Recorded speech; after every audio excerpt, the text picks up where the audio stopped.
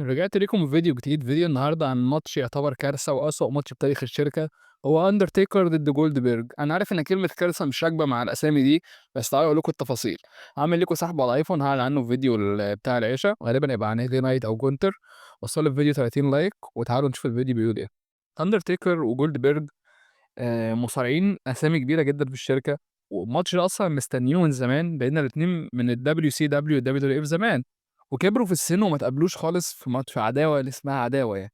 ومع ذلك ال WWE قررت تعمل الماتش ده في عرض السعودية سنة 2019. الفكرة بدأت إزاي إن العروض في السعودية دي بقت بتجيب فلوس كتير جدا وبيكسبوا أرضية جديدة، وبدأوا يعملوا لهم exceptions معينة. يعني مثلا رجعوا شون مايكلز مرة ولعب ماتش وحش جدا، كان الدي اكس ضد اندرتيكر وكين، وبدأ الحكاية دي تزيد. فاندرتيكر كان قال للإدارة يعني فينس ماكمان، قال له انا عايز ماتش مع الدي اكس ده ما عجبنيش خالص، وعايز حاجه اعتزل بيها تبقى مشرفه شويه. وجولدبرج كمان كان راجع من اعتزاله واتعامل كجاذب جماهيري كده، مش يعني مثلا يرجع يكسب بروك ليزنر في 3 4 دقايق مش عارف ايه، بس ما بيطولش. والاثنين اتحمسوا للفكره على الورق، بس التحضير للماتش كان شبه معدوم. التحضير كان عامل ازاي؟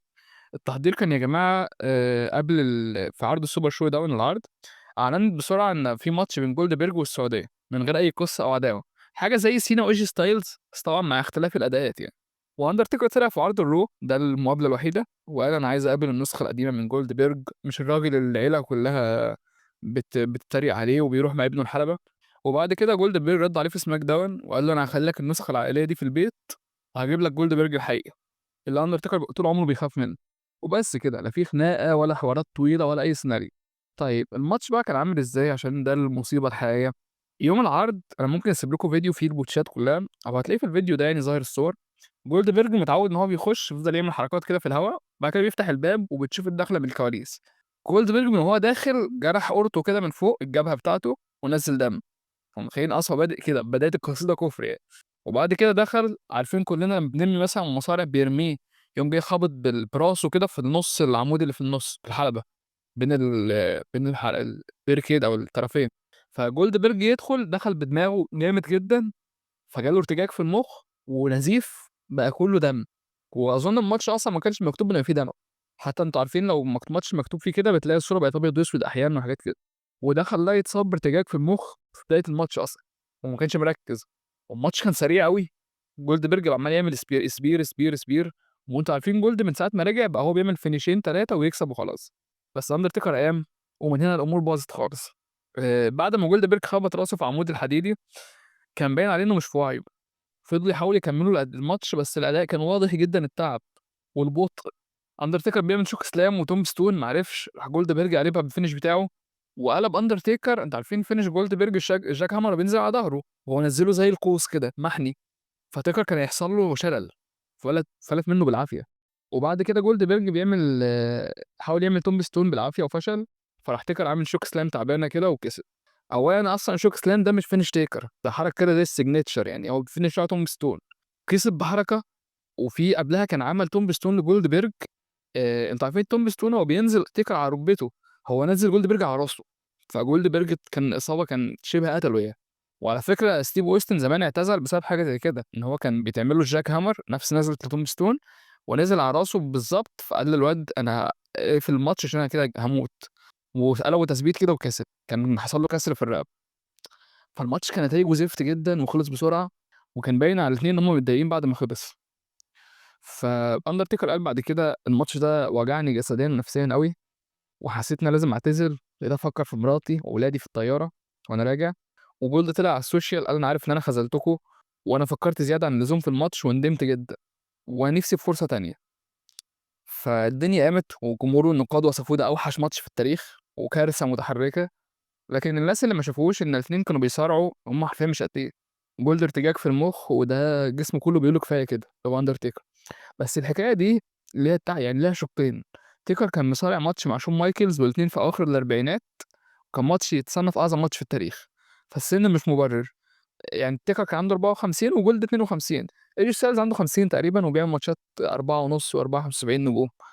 فاظن اللي وقع الماتش ده هو جولد بيرج، لان اندرتيكر لحد قريب كنا بنشوف له ماتشات حلوه مع ليزنر بتاع سمر اسلام والحاجات دي. و... واندرتيكر طلع في برنامج اسمه ذا لاست رايت قال لك انا يعني الماتش ده خلاني احس ان انا نهايتي قربت فعلا. وما بقيتش واثق بنفسي خالص، وضهري وجعني جدًا بعده، وكمان حاسس إن أنا ممكن ما ارجعش حلبة تاني. جولدبرج قال: "أنا خايف الماتش هو اللي يخلّد صورتي في التاريخ، كل اللي عملته في الWCW يروح." على فكرة يا جماعة جولدبرج في الWCW كان حاجة تانية، كان الراجل ده قعد 176 ماتش ما بيخسرش ورا بعض، وكلنا كده عارفينه من ألعاب PlayStation 2 بتاعة Here Comes the Pain والحاجات دي، لمّا كان باوره 90 وحركاته شكلها حلو وباين إنه قوي فعلًا. وبعد رجوعه من السعودية أندرتيكر كان خلاص ناوي يعتزل، بس قال لفينس ماكمان: "أنا عايز ماتش أخير." ففينس حطّه في ماتش tag team والماتش ده برضه كان بيخدم رومان رينز البيج دوج أكتر. كان الفكرة ماتش رومان وتيكر ضد شين ماكمان ودرو ماكنتاير.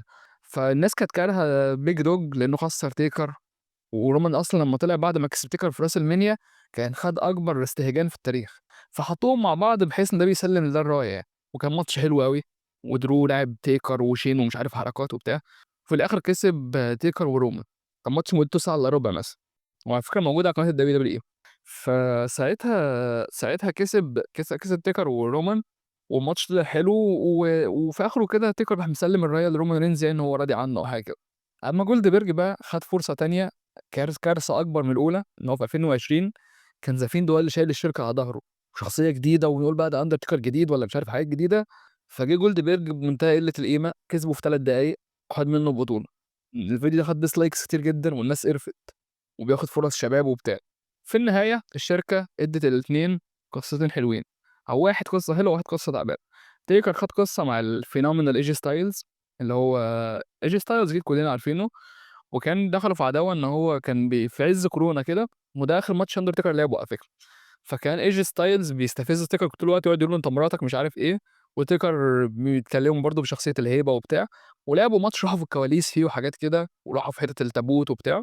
أمّا من ناحية الماتش كان زي الفيلم كده، فيه مشاهد سينمائية وبتاع، ورمزيات وكده، وانتهى بتيكر وهو راكب الموتوسيكل ورايح في الضلمة كأنه بيودّع شخصية الdead man يعني. ودي طبعًا حُسن الخاتمة عن اللي كان بيحصل قبل كده مع جولدبرج. أمّا بالنسبة جولدبرج بقى دخّلوه فرجّعوه كده مع سامر سلام ضد دولف زيجلر. فدولف زيجلر بدأ معاه حاجة زي الماتش كده صغيرة خالص، مليون سبير، وبعد كده جولدبرج يمشي، فدولف يقول له: "تعالَ أنا لسه قادر أستحمل." يقوم راجع مدّي له كمان سبير، كمان سبير. كان ماتش وِحِش جدًا زي كل ماتشات جولدبرج. العيب يا جماعة مش في حد، العيب مش في تيكر، العيب في جولدبرج. جولدبرج أنا كنت سألت واحد في الحكاية دي، قال لي الراجل هو ما بقاش قادر يصارع أصلًا عشان كده ماتشاته قصيرة، وواخد ضخامة كبيرة أوي، والناس معتمدة إن هو ليه شعبية، بس هو بجد من وجهة نظري من ساعة ما رجع في Survivor Series 2016 الراجل ده هَدّ كل اللي عمله. يعني ماتشه الأخير مع جونتر كان معقول، بس بالكتير أوي 2 من 5 مثلًا، مش rate عالي خالص، وكويس إن جونتر كسب. حتى كان في البداية كانوا بيقولوا للأجانب بيقول لك: "اوعى يا ماجمان تيكر اسمه جولد يرجع عشان يكسب البطولة من جونتر." ف فجونتر كسب وده كان أصح. حتى هو كان عامل خطبة اعتزال جولدبرج والعرض Saturday مدته ساعتين، فراحوا قاطعين البث عليه، فهو طلع متضايق قال لك: "يعني لو كان جون سينا وتيكر كنت عملتوا كده." بس أنا بالنسبة لي جولدبرج كان المفروض يفضل الذكرى القديمة ولا يرجع ولا يعمل. يعني بروك ليزنر لسه محافظ على نفسه، وفي مصارعين كتار يعني كبار في السن محافظين على نفسهم عن العبث بتاع جولدبرج. رغم إن جولدبرج كشيب على فكرة هو لسه fit وجسمه مش وِحِش خالص، بس هو فقد كتير من لياقته. وأندرتيكر حتى دلوقتي كانت بنته طلعت بتقول لك: "أنا كنت متضايقة إن تيكر بطّل يصارع، لإن هو كان بصحته البدنية كاملة وكده وقت المصارعة، بس هو خلاص السن أحكام وكده وهيفضل تاريخ يعني." أشوفكم في حلقة جديدة. يسمع الفيديو للآخر بقى يكتب comment وكده. وإحنا يا جماعة عمالين نحقق أرقام مش مسبوقة في القناة، كل يوم يعني امبارح جبنا 130 ساعة، أنا كان أعلى رقم جبته 70 والنهارده جبنا 105، فإحنا بنكسر الأرقام كلها. فأنا خلاص أنا متفائل بالقناة دي جدًا، وزي ما قُلت لكم في الpost أنا كنت مسافر ولغيت الحوار ده بسبب إن أنا عندي شغف كبير بآرائكم وكده بالcareer إن أنا بالcontent أو المحتوى نفسه.